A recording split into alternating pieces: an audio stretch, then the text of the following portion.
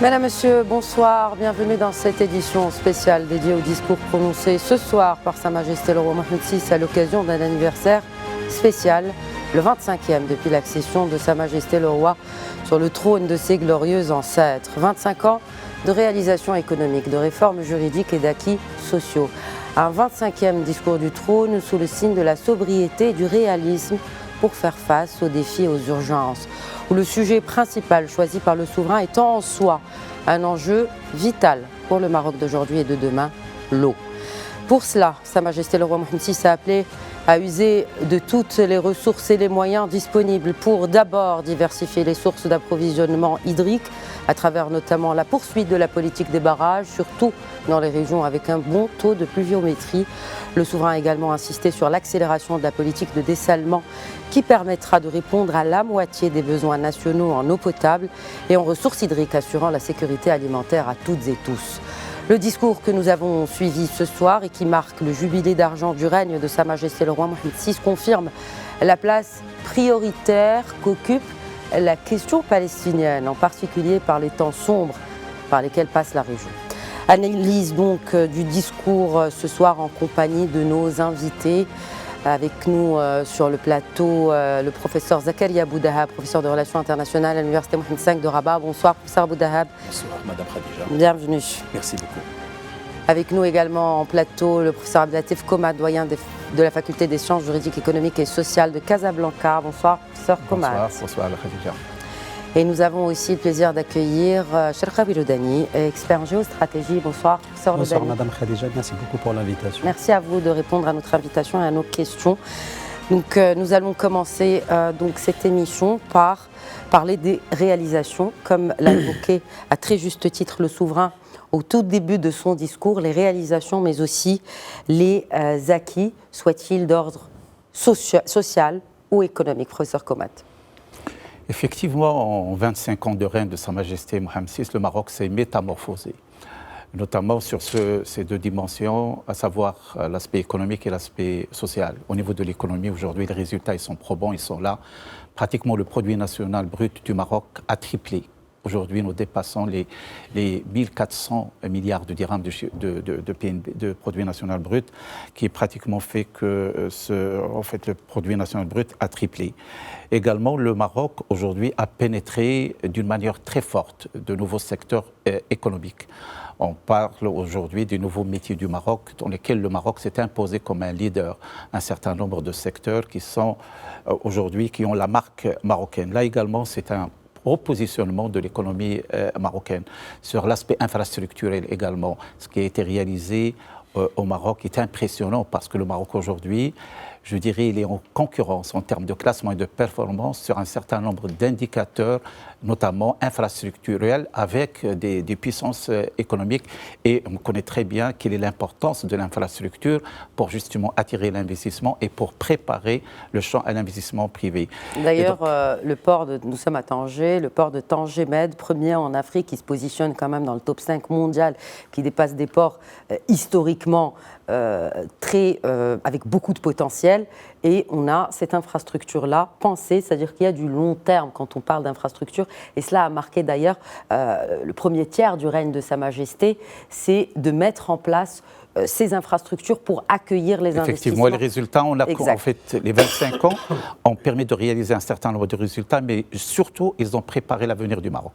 Aujourd'hui, on est en train de récolter les fruits, justement, de cet effort en termes de formation, en termes d'infrastructure, parce qu'il y a un élan d'investissement aujourd'hui au Maroc qui est énorme.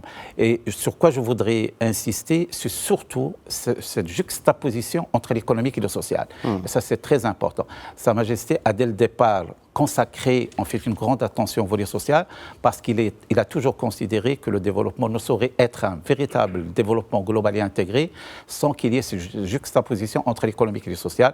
Et bien évidemment, là également, c'est une révolution que connaît le Maroc. Il est en train de connaître cette révolution. Bien sûr, les jalons ont été posés depuis le règne de Sa Majesté avec un certain nombre de réformes, notamment la mise en place d'une initiative de développement humain qui a eu des résultats énormes, mais surtout l'État, le le projet de l'État social qui a commencé sous la houlette de Sa Majesté depuis 2021. Aujourd'hui, on est en train de récolter les fruits de cet élan pour dire que cet équilibre entre la dimension économique et la dimension sociale a été toujours très présente dans la vision de Sa Majesté. Et c'est en fait, je dirais, la dimension moderne de développement. Un développement ne saurait être un véritable développement sans qu'il y ait justement cette alliance entre la dimension économique et la dimension sociale. Et cette cohésion sociale, d'ailleurs, qui a été évoquée par le souverain dans son discours. Autre point qui a été évoqué, c'est celui de la consolidation de l'identité marocaine, Cheikh Kaweloudani. Oui, effectivement, aujourd'hui, comme vous savez, nous célébrons 25 années de règne de Sa Majesté le roi Mohamed VI, que Dieu l'assiste. Le Maroc, bien évidemment, il a connu des mutations très profondes, un changement très très important au niveau à tous azimuts, à l'échelle économique, à l'échelle stratégique, à l'échelle aussi dans sa diplomatie à l'échelle internationale. Le Maroc se positionne aujourd'hui comme un acteur majeur dans plusieurs équations géopolitiques et géostratégiques. Je pense aujourd'hui, le discours de Sa Majesté, lorsqu'il parle de l'identité marocaine, c'est un sujet qui est très très important parce que 25 années, le monde il a connu plusieurs métamorphoses, plusieurs chocs, des chocs endogènes, des chocs exogènes, une mondialisation accrue. Donc préserver l'identité marocaine, c'était une question de dimension stratégique. Donc Sa Majesté, le roi Mohamed VI, ce n'est pas la première fois qu'il souligne l'importance de la préservation, la consolidation de l'identité marocaine. Et parce que c'est un sujet de très très stratégique et de dimension importante. Parce qu'aujourd'hui, nous vivons dans un monde qui bouge avec des paramètres intrinsiques, extrinsiques pour modéliser une société. Donc si vous n'arrivez pas à mettre en place vraiment une certaine muraille ou bien certaines forces pour essayer de préserver cette identité marocaine. Parce que quand vous parlez de l'identité marocaine, on fait le couplage directement avec l'État-nation marocain. Le Maroc, c'est une civilisation. Donc pour continuer d'exister dans l'espace et dans le temps avec force et détermination et d'acheminer une stratégie globale, il faut avoir vraiment une identité qui est constante. Mais s'inscrit dans la pluralité, parce que le Maroc aujourd'hui aussi, n'oublions pas, le Maroc c'est un carrefour de plusieurs civilisations. On est imprégné par la civilisation méditerranéenne, atlantique, africaine et aussi arabe et berbère. Donc dans tout ça, le Maroc, il a su préserver grâce à la vision de Sa Majesté le roi Mohamed VI depuis l'accession de Sa Majesté. Donc il a impulsé plusieurs réformes politico-institutionnelles dans ce sens. N'oublions pas par exemple sur la question de Moudouana, la question des femmes, la question aussi du genre, la question de la mise en place de certains aspects de stratégiques dans le niveau, dans le rôle de la femme dans la société marocaine. Je pense que tout ça c'était vraiment des projets qui étaient vraiment très très importants pour le pays. Donc l'identité marocaine aujourd'hui aussi c'est l'intégrité territoriale. Aujourd'hui aussi c'est la cohésion sociale, c'est l'unité nationale. Donc et à travers plusieurs initiatives de Sa Majesté le roi Mohamed VI, on a vu combien donc le Maroc dans plusieurs situations, par exemple je parle de la situation de l'Haouz où il y avait le tremblement de terre, je parle de certaines crises par exemple qu'a vu le Maroc. C'est dans l'adversité que vraiment brille finalement cette identité marocaine. C'est dans l'adversité de la Covid-19 où l'industrie marocaine a réussi là où d'autres industries beaucoup plus développées ont failli, notamment pour fabriquer l'essentiel, des masques, du gel hydroalcoolique, où on l'a dit, vous venez de le citer, ce séisme d'El Haouz. Bref, tout c'est ce qui fait cette identité aussi marocaine qui, en temps difficile, réussit à se démarquer. Oui, à se démarquer. Et qui fait mais à se démarquer à l'échelle internationale. Parce que, par exemple, si on revient au discours de Sa Majesté de la fête du trône de l'année dernière, il a suscité, par exemple, cette image qu'a reflétée l'équipe nationale dans la Coupe du Monde. Ah oui. Comment les Marocaines et les Marocains, ils ont su garder cette identité marocaine, comment, surtout la famille marocaine. Comment les joueurs, les téléspectatrices et les téléspectateurs marocains à Qatar, ils ont su se consolider et montrer une très très belle image d'un Maroc pluriel, d'un Maroc qui est fier de son identité nationale. Fier de l'identité nationale, que serait l'identité nationale sans cette unité, sans cette cause qui nous est toutes et tous chère, notre intégrité territoriale. Et là, le terme parle fort un peu de la force que suscite et que représente l'intégrité territoriale pour le souverain, mais aussi pour les millions de Marocaines et de Marocains, pour ça, Abou Dahab, l'intangibilité de l'intégrité territoriale, le choix des mots, on le sait dans tous les discours de Sa Majesté, est très, très important, l'intangibilité de l'intégrité territoriale. Quelle explication ? Alors, ça me rappelle un principe latin qui dit « uti possidetis », maintenir en l'état. Si on traduit en arabe, ça donne encore plus de connotation. C'est « tawtid al-wahda al-turabiyya ». Et donc, c'est une consolidation finalement, c'est-à-dire un raffermissement qui constitue pour nous un leitmotiv, toujours rappelé par Sa Majesté tout le long de son règne glorieux depuis 1999 jusqu'à aujourd'hui. Et donc, nous constatons que, d'abord, c'est le déterminant. Moi, j'allais même dire, c'est la boussole stratégique du Maroc. Et ça lui permet quand même d'entrevoir des possibilités encore de partenariats multiples sous cette aune, d'ailleurs, qui a été rappelée par Sa Majesté plusieurs fois. Et mes collègues ont rappelé tour à tour l'imbrication du social avec l'économique, la question de l'identité comme ferment de l'unité nationale. Et moi, je crois que cette unité nationale, l'intégrité territoriale, subsume tous ces éléments finalement, les intègre dans une structure, on va dire, propre aux Marocains, made in Morocco. Ça leur donne aussi des repères, à mon sens, stratégiques dans un monde, hélas, qui est en perte de repères. Et finalement, je peux reprendre des intitulés, l'affolement du monde, naufrage des civilisations, etc. Mais l'essentiel, le cap est maintenu, à mon sens. Et Sa Majesté, à chaque fois, il recrée le sens. L'ordre, c'est important. Il faut que ça fonctionne, mais sans désordre, sans gabegie. Et il fallait donc le rappeler. Non seulement la question de l'intégrité territoriale, parce qu'il y a aussi un autre pendant, c'est la visibilité du Maroc finalement acquise de haute lutte et de haute main. Ça n'a pas été fait comme ça, mais c'est le fruit d'un investissement colossal, monumental, qui a été fait mollo progressivement et qui finalement fait ce que nous sommes, et nous sommes capables de répondre à toutes les questions que les spécialistes de l'identité posent. D'où sommes-nous venus? Qui sommes-nous? Où allons-nous? Où allons-nous? Et donc nous avons le cap, c'est important. Nous savons ce que nous sommes. Nous savons d'où sommes-nous venus. La Constitution l'a rappelé en préambule, et donc c'est une diversité, unité dans la diversité, et donc nous sommes fiers de l'être. Effectivement, des acquis, des réalisations. Il y a aussi des enjeux, et notamment celui de l'eau, qui a été largement entrepris dans ce discours du souverain ce soir. La question est urgente aujourd'hui. Il faut y faire face avec beaucoup de fermeté, avec beaucoup de vigilance. Je vous propose de suivre ce premier extrait du discours du souverain prononcé donc ce soir, où il est question de l'état des lieux des ressources hydriques dans le royaume.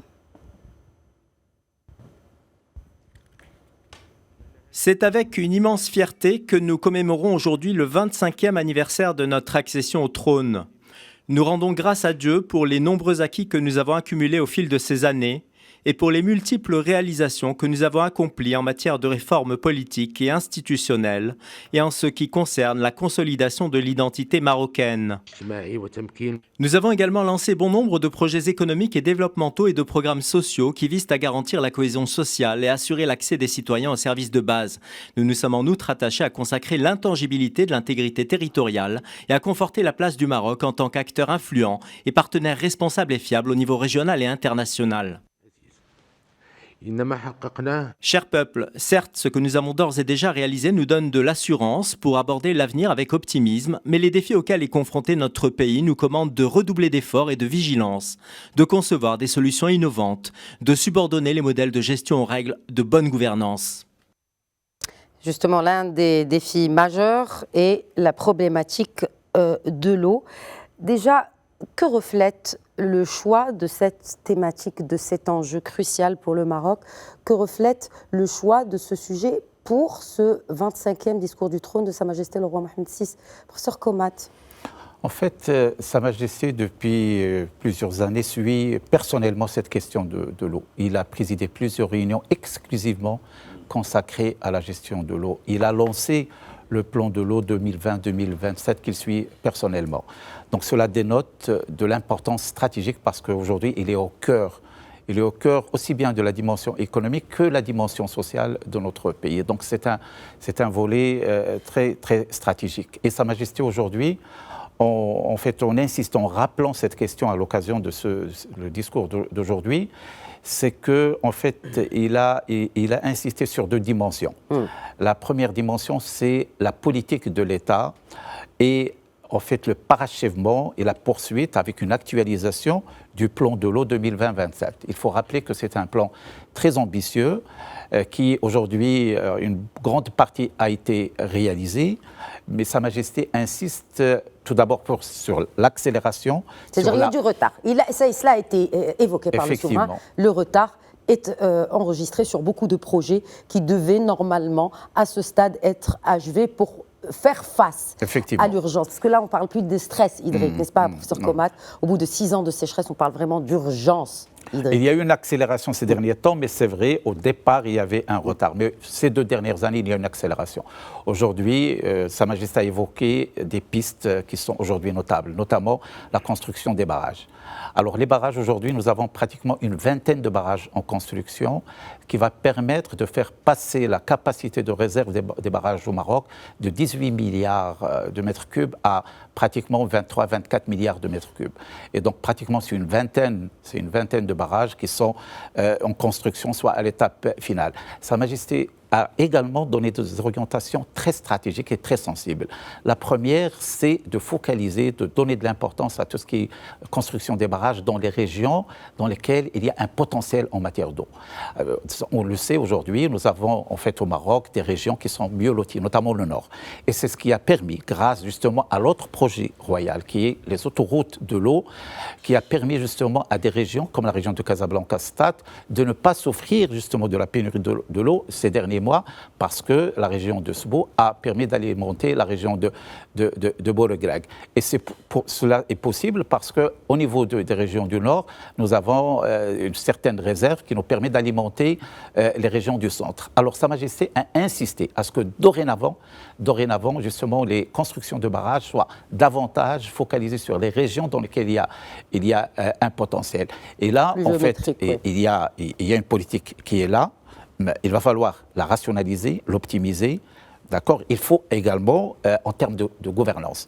Depuis, en fait, Sa Majesté a toujours inscrit les projets dans une démarche projet. Démarche projet, ça veut dire quoi? Ça veut dire on met en place, en fait, 3 dimensions fondamentales, à savoir le temps, les moyens et les objectifs.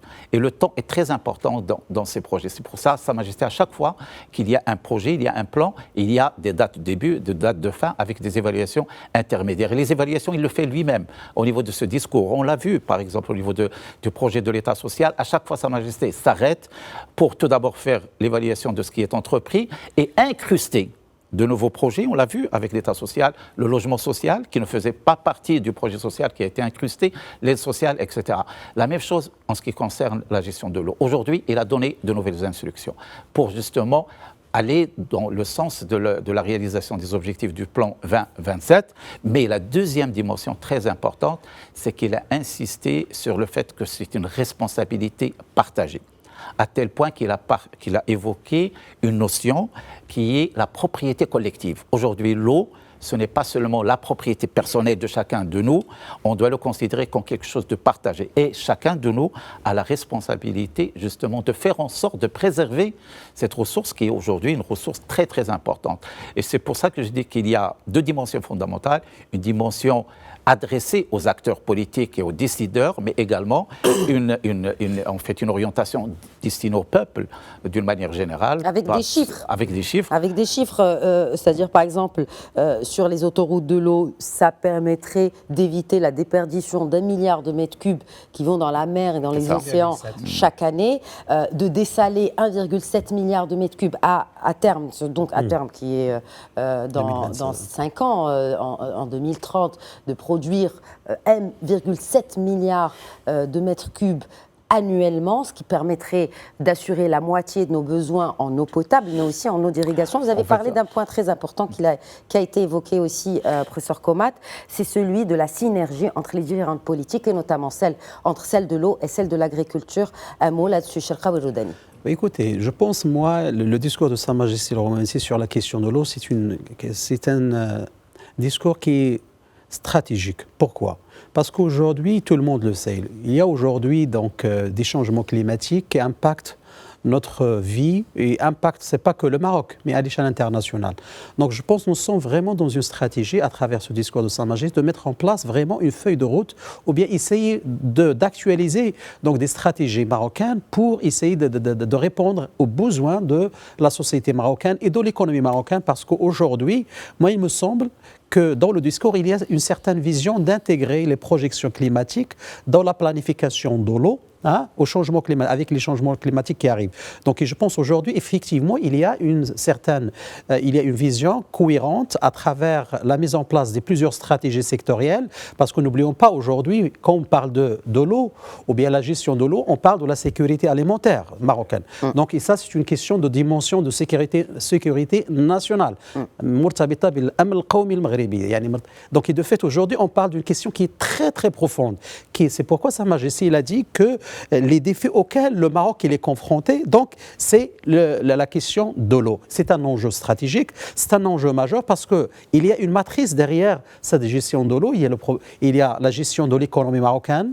C'est très très importante, l'agriculture. Donc et de là, Sa Majesté il a appelé à une cohésion entre la politique de l'eau et la politique agricole, c'est-à-dire allant vers une ingénierie intelligente d'irrigation, par exemple goutte à goutte, qui est très important, qui va permettre au Maroc de préserver donc des milliards de mètres cubes. Et je pense aujourd'hui, donc n'oublions pas aussi, Sa Majesté elle a souligné l'importance aussi de la question de la politique de dessalement de l'eau à l'échelle nationale, et particulièrement, elle a mis l'accent sur les provinces du Sud.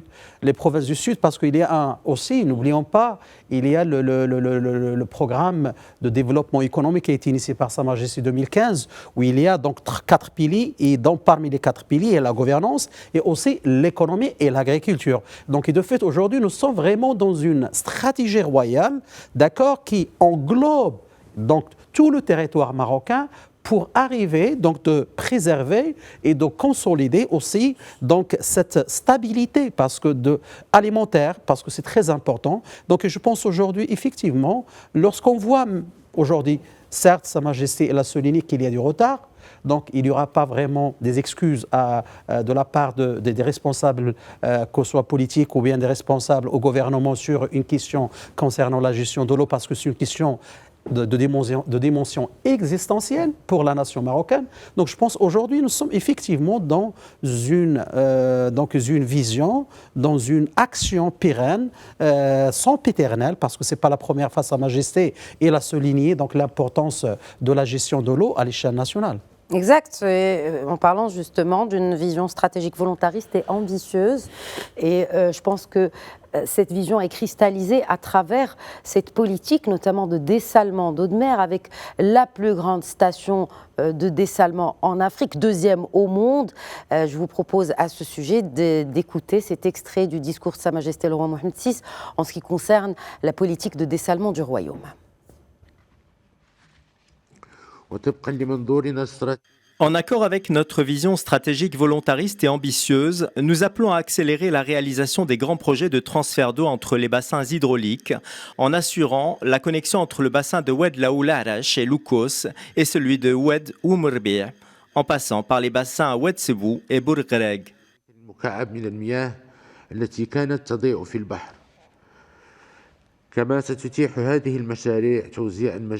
Ces projets permettront l'exploitation d'1 milliard de mètres cubes d'eau qui se perdaient dans la mer et garantiront une répartition spatiale équilibrée des ressources hydriques nationales. Par ailleurs, la réalisation des stations de dessalement de l'eau de mer doit être accélérée selon le programme arrêté à cet effet pour assurer la mobilisation annuelle de plus de 1,7 milliard de mètres cubes d'eau.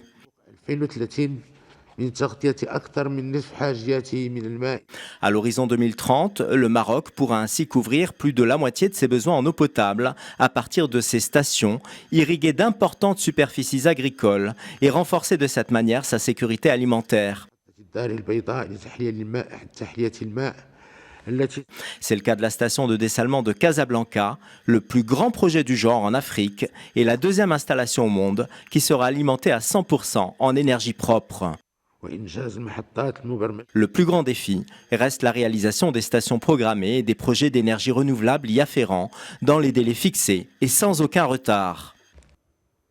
Et aucun retard, aucune mauvaise gestion ne sont tolérés dans une question aussi cruciale que celle de l'eau, pour reprendre les termes du souverain, professeur Abou Dahab. Puis cette connexion, puisqu'on parle d'eau et d'autoroute de l'eau, cette connexion entre produire finalement de l'eau dessalée et produire à travers la production d'énergie verte. Le Maroc a, puisqu'on parle de réalisation ces 25 dernières années, a su et pu gravir bien des échelons en termes de production d'énergie renouvelable. Comment cela peut contribuer à l'accélération de la mise en place de ces stations de dessalement qui seront justement, qui utiliseront ces énergies renouvelables pour dessaler les eaux des océans. Il faut dire que les temps sont difficiles et que le caractère magnanime de Sa Majesté voudrait qu'il n'a pas voulu effrayer les Marocains. Mais il a quand même, Sa Majesté, tiré la sonnette d'alarme, dans le sens où que nous sommes dans une sorte de crise. Les thèmes aujourd'hui sont récurrents, ils sont connus des experts, mais il faut également que les citoyens s'approprient la question, la problématique d'ailleurs, ça a été rappelé, avec une complexification redoutable et incroyable. Cela dit, il faut que chacun assume ses responsabilités, et d'habitude, Sa Majesté, il met le doigt directement sur les plaies, sur les lacunes, malgouvernance, gestion avec dilapidation. On n'a pas encore réalisé le calendrier d'application, d'implémentation, etc. Ça, c'est important. Alors qu'on était pionniers, notamment en termes d'énergie renouvelable. Absolument. Il faut le dire. Enfin, c'est-à-dire que pionniers. La station Nour, et c'est de l'avis de tous les observateurs, de toute la presse internationale, c'était un projet, enfin, c'est toujours un projet grandiose, mais il y a du retard qui a été aussi accumulé sur la question des énergies renouvelables. Tout à fait. Je suis tout à fait d'accord avec vous. Donc, ça a été rappelé par Sa Majesté également. Et donc, depuis le départ, le Maroc avait lancé, par exemple, le plan solaire, même dans une optique régionale avec la Méditerranée. Je le sais dans le cadre de l'Union pour la Méditerranée. L'efficacité énergétique. On était également dans des énergies propres au niveau du plan Maroc Vert, le premier, qui a été remplacé par la suite par une stratégie décennale. On était également pionniers dans pas mal de plans sectoriels articulés. D'ailleurs, nous avons un ministère sur la convergence des politiques publiques. Malheureusement, je crois que sur le plan pratique, il y a encore des problématiques à gérer de ce point de vue. Mais le paradigme, il est mondial aussi, de ce point de vue, parce que nous subissons, hélas, les conséquences désastreuses du non-respect des lois environnementales. Donc, ce qui fait que le Maroc, déjà, c'est un pays semi-aride. Il connaît un ensablement progressif, parce qu'il subit également les vents en provenance du Sahel, etc. Ça, on le sait. Avec aussi une pression au niveau des littoraux, mais également une pression hydrique due à la mauvaise gestion. C'est cela le plus important. Parce qu'il faut aussi, par exemple, au niveau de la police des eaux, lui donner les outils nécessaires afin qu'elle assume pleinement ses responsabilités. Je ne vais pas citer des exemples, parce que Sa Majesté, je l'ai dit tout à l'heure, a voulu quand même rappeler les responsabilités des uns et des autres, sans citer des exemples de cultures qui sont, j'allais dire, hydrogivores. Je ne sais pas comment créer un néologisme, mais qui bouffent énormément d'eau et finalement, ça accuse encore le stress hydrique. Le plus important aujourd'hui, c'est l'urgence climatique, l'urgence hydrique, vous l'avez dit, Madame Khadija, l'urgence également de la justice territoriale, parce qu'il s'agit également de continuer le raccordement entre les régions dans le cadre d'une péréquation. Et d'ailleurs, ça existe dans la loi sur les régions. Solidarité non seulement financière, mais également de ce point de vue. Ce que je me rebiffe parfois sur des manquements au niveau de l'activation de possibilités que la loi permet à des régions, à des collectivités territoriales. Par exemple, créer des sociétés d'économie mixte, des joint ventures, etc. Sa Majesté invite à l'imagination, à la créativité. Nous avons aussi des partenariats avec d'autres pays qui sont pionniers en matière de gestion de l'eau. Cyril Dany a cité la question du goutte à goutte, etc. Mais il y a aujourd'hui des cultures biologiques qui n'utilisent pas trop les ressources hydriques finalement aujourd'hui avec les dessalements. Moi, ce qui le plus m'a impressionné dans la démarche de Sa Majesté, c'est cette question qui a été déjà rappelée par notre auguste souverain, la résilience et l'autonomie stratégique, énergétique, sanitaire, alimentaire, souvenons-nous, aujourd'hui en termes également énergétiques et surtout au niveau de l'eau, avec des ressources propres. Je crois que c'est un paradigme essentiel. C'est également une doctrine de Sa Majesté qui consiste à faire appel à nos propres efforts et ressources pour gérer les temps difficiles que nous traversons aujourd'hui. Qui dit efforts et ressources, cela aussi fait référence à nos ressources humaines, c'est-à-dire, Sa Majesté a parlé d'innovation. L'innovation, c'est la matière grise marocaine, le Made in Morocco, comme vous le disiez tout à l'heure. Et il ne peut pas y avoir de Made in Morocco, professeur Komat, sans l'entrepreneuriat, c'est-à-dire comment, finalement, cet appel à encourager l'entrepreneuriat, l'innovation, à créer un écosystème autour d'une industrie qui est nouvelle, celle du dessalement et des dessalements d'eau de mer. Effectivement, en fait, Sa Majesté, à chaque fois que nous avons des contraintes, il les transforme en opportunités. Tout à fait. Et on a vécu ça pendant le Covid, on a vécu ça en fait à un certain moment où il y a des difficultés. En fait, il y a, je dirais, une transformation de ces contraintes en potentiel de création, notamment sur le plan entrepreneurial, etc. Il faut dire qu'aujourd'hui, il y a tout à faire en matière d'énergie propre, en termes de dessalement, en termes d'hydrogène. C'est un secteur qui est porteur et le Maroc est cité comme un des pays au niveau mondial qui a un très grand potentiel en matière d'énergie propre. Et donc, bien évidemment, cela ouvre des portes, tout d'abord en termes d'innovation. En termes d'innovation, parce qu'il faut innover. Bien sûr, nous avons des jeunes, nous avons des cadres, nous avons des ingénieurs, nous avons des systèmes de recherche. Aujourd'hui, on a des niches qui sont en train de travailler en matière de recherche-développement sur des pistes, notamment sur le plan énergétique. Tout ce qui est énergie renouvelable, il y a beaucoup de chercheurs marocains qui sont en train d'imaginer des formules adaptées à notre contexte et à notre environnement. En même temps, c'est un potentiel de création d'entreprises, d'entrepreneuriat. Là également, bien sûr, il y a tout l'écosystème, parce que en fait, c'est un écosystème qui est complexe, dans lequel il y a plusieurs intrants, plusieurs composantes, donc qu'il s'agit d'exploiter, partant au fait qu'aujourd'hui, de plus en plus, nous allons vers une économie intégrée, dans laquelle il y a des interrelations sectorielles. Aujourd'hui, le Maroc, tout ce qui est peut-être à un certain moment était à dominante technologique, nous était plus ou moins étrangers. Aujourd'hui, ce n'est plus le cas. De plus en plus, la composante technologique intègre fortement notre économie. Aujourd'hui, nous avons de l'aéronautique, nous avons de l'électrique et de l'électronique, et nous avons de l'automobile. Ce sont des secteurs à dimension technologique sur lesquels le Maroc a pénétré, je dirais, d'une manière forte. Pas seulement au niveau de la sous-traitance qui était à un certain moment de vigueur. Aujourd'hui, nous avons des taux d'intégration élevés. Dans certains secteurs, nous arrivons jusqu'à 80% aujourd'hui, notamment. Ça veut dire quoi? Ça veut dire que nous avons des inputs en termes de composantes, en termes de technologie, qui nous permet d'aller justement toucher d'autres secteurs. Et c'est pour ça que Sa Majesté, lorsqu'il a évoqué tout ce que offre justement la pénétration de ce secteur comme possibilité, il a évoqué la dimension formation, elle est fondamentale. Exactement. Il va falloir qu'au niveau de nos universités, c'est le cas, aujourd'hui on a commencé à le faire, à ce qu'on donne beaucoup d'importance à la formation autour de tout ce qui est énergie propre. Vous savez que nous avons le plan à l'horizon 2030 où en fait l'écosystème électrique devrait être je dirais, c'est l'énergie propre qui devrait être à l'origine du mix électrique à hauteur de 52% à l'horizon 2030. Et donc, bien sûr, tout cela offre des possibilités pour la jeunesse, pour l'investissement, pour la création d'entreprises.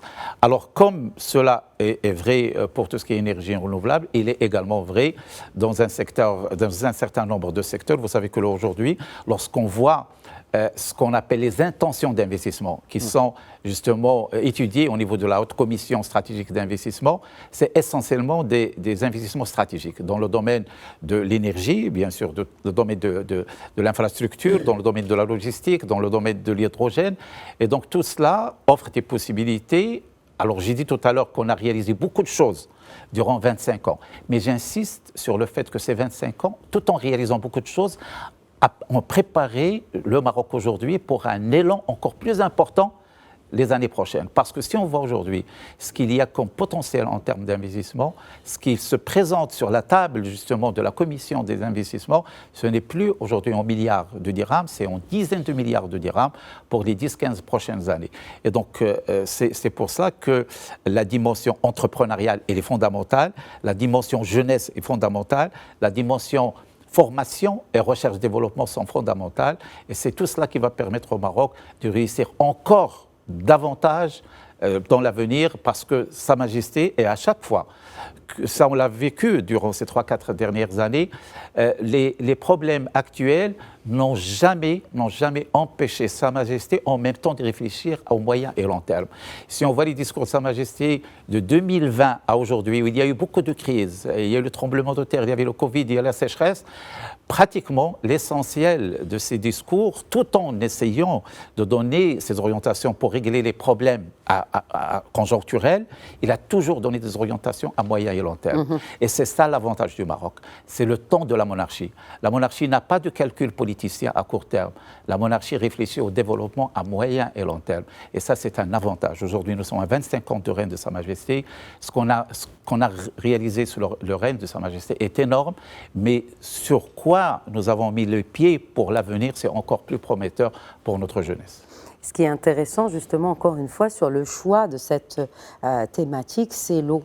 L'eau a toujours constitué, je veux dire depuis la nuit des temps, a toujours constitué le besoin primaire de chaque être vivant sur Terre. Et là, c'est une opportunité, comme vous le disiez, d'investissement.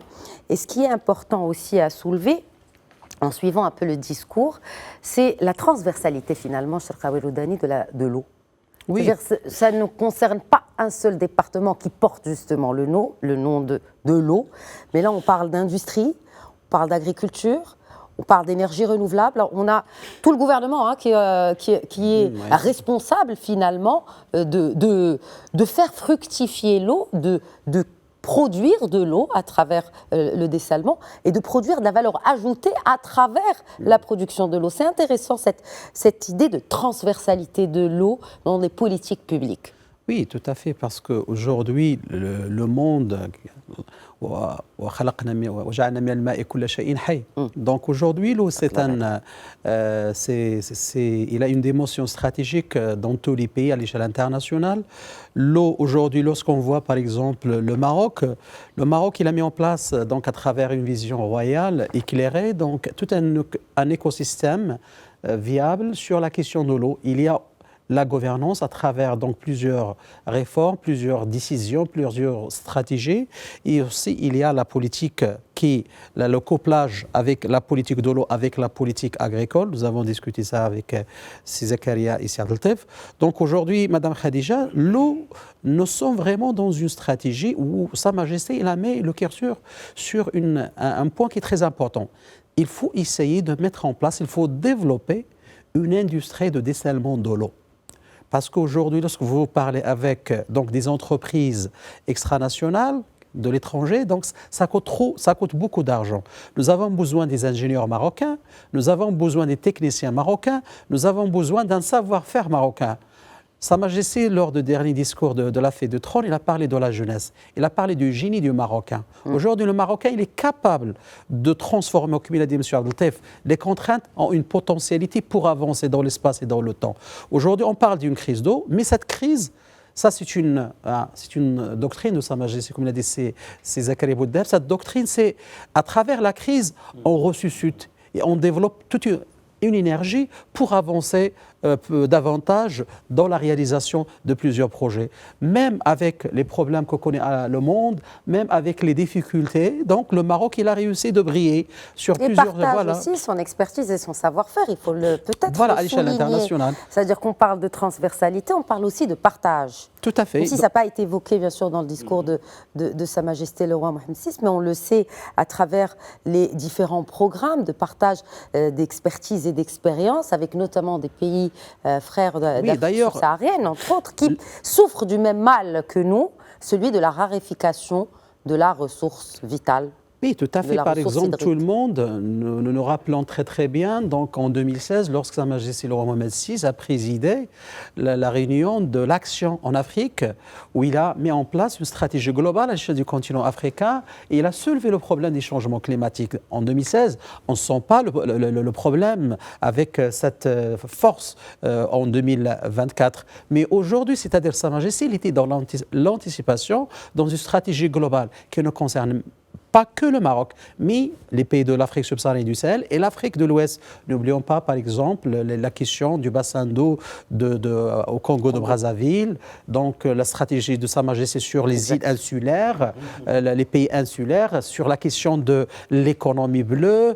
Par exemple, même en travaillant la mise en place d'une stratégie globale sur l'initiative d'inscrire les pays afro-atlantiques dans l'Atlantique ou bien dans la géostratégie de l'Atlantique, on parle de l'économie bleue, donc on parle de beaucoup de choses.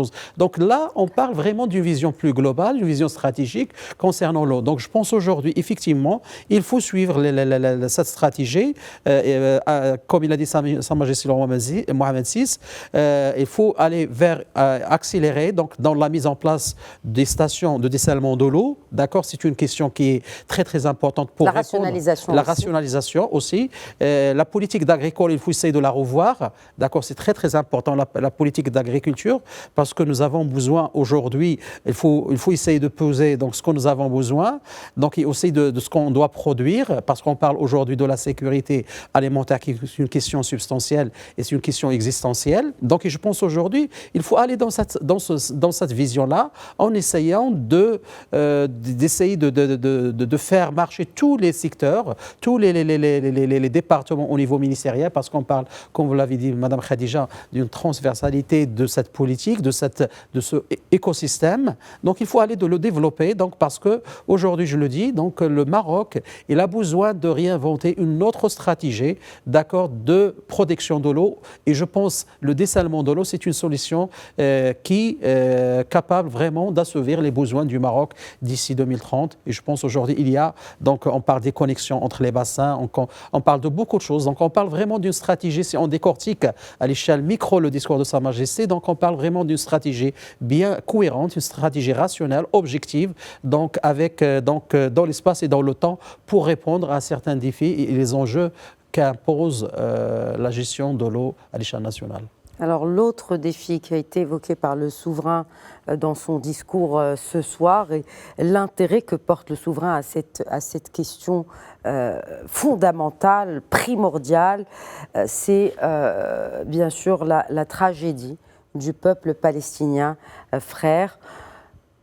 En tant que président du comité Al-Quds, le souverain, professeur Abou Dahab, a bien évidemment dressé un état des lieux. On le sait, on le suit tous les jours sur les bulletins d'information, sur les réseaux sociaux. La situation est critique aujourd'hui dans la bande de Gaza. La situation ne cesse de s'aggraver. Et là, il est important de relever ce rappel aussi, la symbolique du rappel de la question palestinienne dans ce 25e discours du trône de Sa Majesté le roi Mohamed VI. Il s'agit d'une récurrence, une sorte de loi finalement sociologique depuis 1999 jusqu'à aujourd'hui, mais également ses ancêtres glorieux jusqu'à aujourd'hui. La question palestinienne a le même degré d'importance dans la démarche de Sa Majesté que la question de l'intégrité territoriale. Et d'ailleurs, ce n'est pas rien si cette question est citée durant ce discours de trône, le 25e en l'occurrence. Et ça rappelle, vous l'avez dit, Madame Khadija, cette tragédie. Hélas, la situation s'embrase aujourd'hui avec ce qui se passe. Une sorte de, excusez-moi, de l'expression poudrière, ce Moyen-Orient compliqué, comme disait encore une fois le général de Gaulle. Et Sa Majesté, du point de vue également de sa responsabilité, il a rappelé en tant que président du comité Al-Quds, mais rappelons quand même le travail considérable qui a été mené par l'agence Beit Mal Al-Quds Sharif. Et vous savez, il y a des choses qui sont faites sur le terrain, mais qui ne sont pas relayées finalement parce que le Maroc ne voudrait pas faire beaucoup de tapage sur ces questions-là. Il le fait avec une grande conscience, une éthique et une responsabilité. Il s'agit donc aussi d'une solidarité à l'égard du peuple palestinien, pas seulement les Gazaouis, tout le peuple palestinien, y compris même la diaspora palestinienne. Et je crois que la démarche de Sa Majesté elle est très structurée, comme à l'accoutumée. Ça a été rappelé, il s'agit d'abord de cesser les hostilités. Deuxièmement, il faut engager des négociations et ensuite parvenir à une solution à deux États pour stabiliser cette région.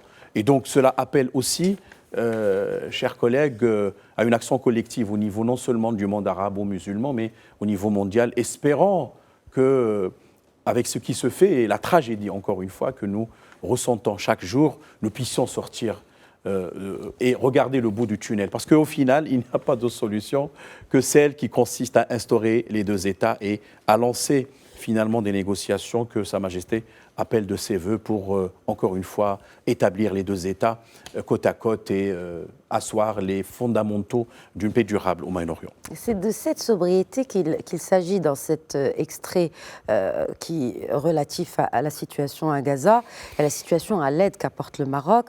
Sa Majesté le roi Mohammed VI n'a pas rappelé, il a tenu à ne pas rappeler les opérations qui sont quand même inédites et uniques dans leur genre dans la région, comment on a pu acheminer ces aides, soient-elles des aides alimentaires ou médicales d'ailleurs de première urgence, mais il a appelé à acheminer davantage, et cela va un peu dans ce fil conducteur. Il y a des acquis, il y a des réalisations, mais nous préférons pas mettre la lumière dans ce discours, dans ce message adressé aux Marocaines et aux Marocains, mettre la lumière sur ce que nous avons réalisé, mais sur ce qui reste à faire, professeur Komat, sur l'importance, l'urgence de continuer à aider nos frères et sœurs palestiniens, notamment dans la bande de Gaza. Effectivement, en fait, il y a la symbolique, parce que c'est vrai, c'est le 25e anniversaire de l'intronisation de Sa Majesté. Le fait d'évoquer cette question, ça veut dire que c'est une question qui reste fondamentale pour la monarchie, pour les Marocains d'une manière générale. Bien évidemment, il y a deux dimensions fondamentales. Il y a la dimension politique, et là, Sa Majesté a tracé en fait la voie, la feuille de route qui est aujourd'hui reconnue par la communauté internationale. C'est le processus, c'est l'arrêt des hostilités, c'est la négociation, et c'est d'aller vers la construction de deux États. Donc ça, c'est en fait la voie qui est aujourd'hui admise pratiquement, quasi unanimement par la communauté internationale. Alors bien sûr, en fait, dans la foulée, il y a des gens qui souffrent, il y a une guerre, et bien évidemment, Sa Majesté, il le fait d'une manière naturelle. C'est pour ça qu'il ne l'évoque pas, parce que ça fait partie de l'ADN en fait, de la monarchie et de Sa Majesté et du peuple marocain. C'est d'aider le peuple palestinien frère, et ça, il le fait. Alors, il sait qu'il a fait beaucoup de choses, mais il reste encore... Il le fait de ses propres deniers, il faut le rappeler aussi. La dernière aide de milliers de tonnes qui ont été acheminées, en partie ont été financées par les deniers du souverain. Effectivement. Et Sa Majesté, en fait, il appelle à faire davantage, parce qu'elle sait que là, autant on fait, mais il y a un besoin qui est énorme. C'est pour cela que aujourd'hui, en fait, le peuple marocain est derrière Sa Majesté sur cette question-là. En fait, il y a un lien très fort entre le peuple marocain et le peuple palestinien. Et bien évidemment, Sa Majesté aujourd'hui est un leader qui est reconnu au niveau international sur cette question, parce qu'il a défriché le terrain par des initiatives qui sont, je dirais, innovantes et, je dirais, démarquantes en termes d'approche. Donc, personne n'a pu faire et suivre le même chemin que celui qu'a suivi le Maroc pour acheminer ces aides, notamment qu'ils soient alimentaires ou médicales. Et je crois qu'aujourd'hui, le peuple palestinien le lui reconnaît, et il sait pertinemment que ce qu'il y a entre le peuple marocain et le peuple palestinien, ce sont des liens très forts, très profonds. Et effectivement, c'est pour ça qu'il y a une sobriété au niveau du discours de Sa Majesté, parce que ce sont des choses naturelles. Ça émane d'une manière naturelle, et on sent qu'il y a de la profondeur, il y a du naturel dans ces positions. Dernier point justement sur cette question palestinienne, pour reprendre les termes du souverain, un extrait de son discours prononcé donc ce soir à l'occasion du 25e anniversaire de l'accession de Sa Majesté au trône. Je cite le souverain. Troisièmement, la sécurité et la stabilité ne seront totalement saturées dans la région que si cette dynamique est inscrite dans le cadre de la solution à deux États, au terme de laquelle Gaza est partie intégrante des territoires de l'État palestinien indépendant, avec Al-Quds oriental comme capitale. Fin de la citation royale.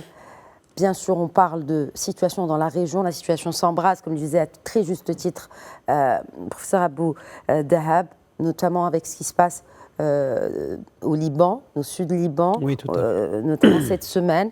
La stabilité, pas d'instabilité sans la solution à deux États. Le message est clair. Oui, tout à fait. Et Gaza faisant partie intégrante. Oui. C'est très important, ce message des territoires de l'État palestinien. Le Maroc, il a été toujours donc, aux côtés des Palestiniens.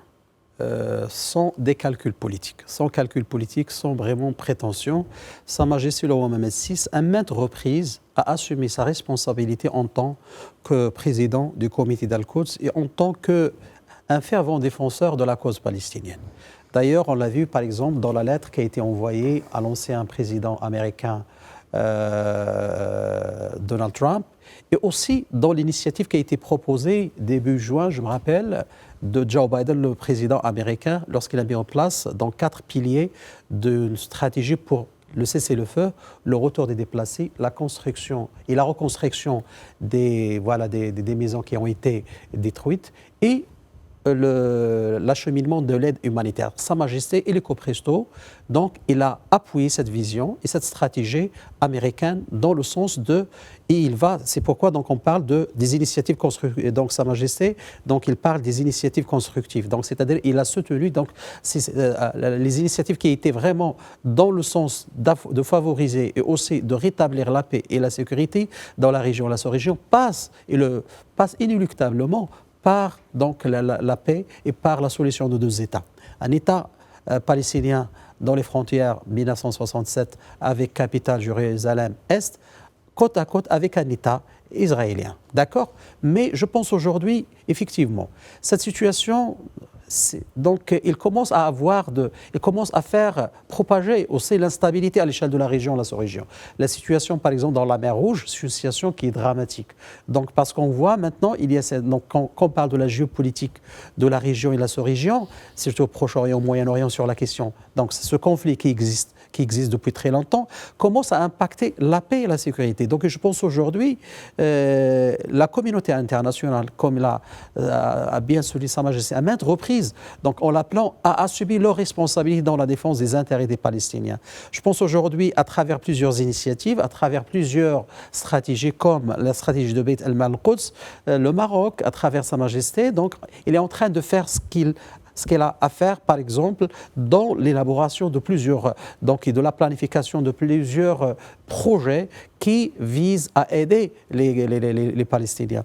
Donc, il me semble que cette question palestinienne, c'est une question substantielle, très importante, ce qui, je pense, il faut dire, et je pense même la plupart le Maroc, depuis très très longtemps, il a joué un rôle très important en tant que intermédiaire, donc un bon intermédiaire et même avec un médiateur donc entre les parties protagonistes. Sa Majesté a imposé donc une feuille de route. Donc j'imagine que la mise en place d'une stratégie, donc le cessez-le-feu, c'est la condition sine qua non pour essayer un petit peu de calmer les esprits. Deuxième point qui est très important, il y a des extrémistes des 2 côtés. Il faut essayer de barrer la route, c'est très très important. Et je pense, le troisième point, on ne peut pas essayer de concevoir la paix et la sécurité sans l'installation ou bien sans la mise en place de 2 États vivant dans la paix. Donc, comme je viens de dire, donc passe inéluctablement par un État palestinien dans les frontières 67, côte à côte, qui va vivre avec un État israélien. Et de conclure par cet autre extrait du souverain et qui en dit long sur finalement l'esprit, sur toute une symbolique derrière ce discours prononcé par le souverain ce soir. Je cite: « Concourir à l'essor de la nation, à la défense de ses intérêts supérieurs et de ses causes justes est une responsabilité qui échoit à l'ensemble des citoyennes et citoyens. » Et à ce propos, nous tenons à exprimer la fierté que nous inspirent les efforts déployés par toutes les forces vives de la nation et les acteurs nationaux, publics et privés, pour assurer au pays progrès et développement. Fin de la citation royale. Donc un extrait du discours prononcé par Sa Majesté le roi Mohammed VI à l'occasion du 25e anniversaire de la fête du trône. Et c'est ainsi que touche à sa fin cette édition spéciale qui a été consacrée à ce discours. Je réitère mes remerciements à nos brillants intervenants. Professeur Komat, merci beaucoup. Professeur Chakra Beloudani, merci à vous également d'avoir été avec nous. Mes remerciements à vous également, professeur Abou Dahab, largement partagé. Et bonne fête à toutes et à tous les Marocains. Exactement. Merci à vous de nous avoir suivis. Très bonne suite des programmes.